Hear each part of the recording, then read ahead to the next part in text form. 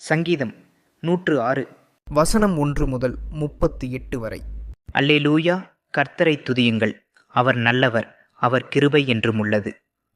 கர்த்தருடைய வல்லமையான செய்கைகளைச் சொல்லி அவருடைய துதியையெல்லாம் பிரஸ்தாபப்படுத்தத்தக்கவன் யார்? நியாயத்தை கைக்கொள்ளுகிறவர்களும் எக்காலத்திலும் நீதியைச் செய்கிறவர்களும் பாக்கியவான்கள்.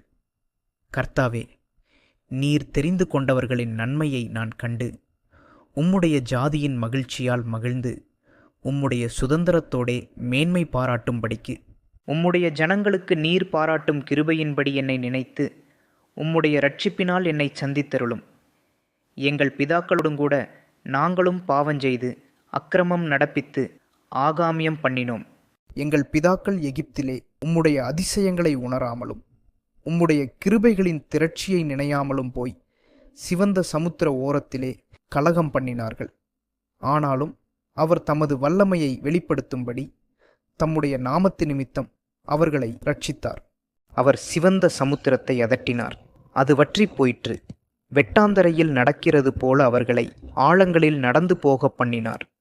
பகைஞன் கைக்கு அவர்களை விலக்கி இரட்சித்து சத்துருவின் கைக்கு அவர்களை விலக்கி மீட்டார். அவர்கள் சத்துருக்களை தண்ணீர்கள் மூடிக்கொண்டது, அவர்களில் ஒருவனும் மீந்திருக்கவில்லை. அப்பொழுது அவர்கள் அவருடைய வார்த்தைகளை விசுவாசித்து அவருடைய துதியை பாடினார்கள். ஆனாலும் சீக்கிரமாய் அவருடைய கிரியைகளை மறந்தார்கள். அவருடைய ஆலோசனைக்கு அவர்கள் காத்திராமல் வனாந்தரத்திலே இச்சையுள்ளவர்களாகி அவாந்தர வெளியிலே தேவனை பரீட்சை பார்த்தார்கள். அப்பொழுது அவர்கள் கேட்டதை அவர்களுக்கு கொடுத்தார். அவர்கள் ஆத்துமாக்களிலோ இளைப்பை அனுப்பினார். பாளையத்தில் அவர்கள் மோசேயின் மேலும் கர்த்தருடைய பரிசுத்தனாகிய ஆரோனின் மேலும் பொறாமை கொண்டார்கள். பூமி பிளந்து தாத்தானை விழுங்கி அபிராமின் கூட்டத்தை மூடிப்போட்டது. அவர்கள் கூட்டத்தில் அக்கினி பற்றி எரிந்தது. அக்கினி ஜுவாலை துன்மார்க்கரை எரித்து போட்டது. அவர்கள் ஓரேபிலே ஒரு கன்றுக்குட்டியையுண்டாக்கி வார்ப்பிக்கப்பட்ட விக்கிரகத்தை நமஸ்கரித்தார்கள். தங்கள் மகிமையை புல்லை தின்கிற மாட்டின் சாயலாக மாற்றினார்கள்.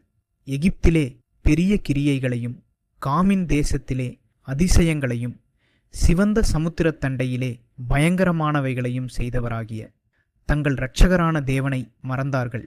ஆகையால் அவர்களை நாசம் பண்ணுவேன் என்றார்.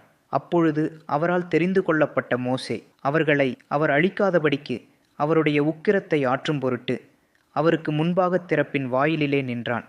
அவருடைய வார்த்தையை விசுவாசியாமல் இச்சிக்கப்படத்தக்க தேசத்தை அசட்டை பண்ணினார்கள்.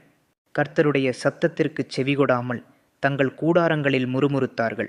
அப்பொழுது அவர்கள் வனாந்தரத்திலே மடியவும் அவர்கள் சந்ததி ஜாதிகளுக்குள்ளே அழியவும் அவர்கள் பற்பல தேசங்களிலே சிதறடிக்கப்படவும் அவர்களுக்கு விரோதமாக தம்முடைய கையை எடுத்தார்.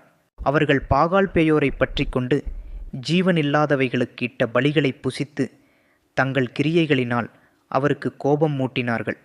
ஆகையால் வாதை அவர்களுக்குள் புகுந்தது. அப்பொழுது பினெகாஸ் எழுந்து நின்று நியாயஞ்செய்தான். அதனால் வாதை நிறுத்தப்பட்டது. அது தலைமுறை தலைமுறையாக என்றைக்கும் அவனுக்கு நீதியாக எண்ணப்பட்டது. மேரிபாவின் தண்ணீர்களிடத்திலும் அவருக்கு கடுங்கோபம் மூட்டினார்கள்.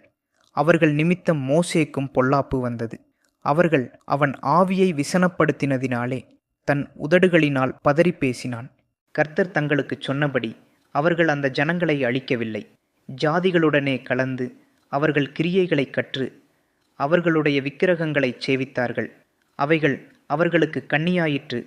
அவர்கள் தங்கள் குமாரரையும் தங்கள் குமாரத்திகளையும் பிசாசுகளுக்கு பலியிட்டார்கள். அவர்கள் கானாந்தேசத்து விக்கிரகங்களுக்கு பலியிட்டு தங்கள் குமாரர் குமாரத்திகளுடைய குற்றமில்லாத இரத்தத்தை சிந்தினார்கள்.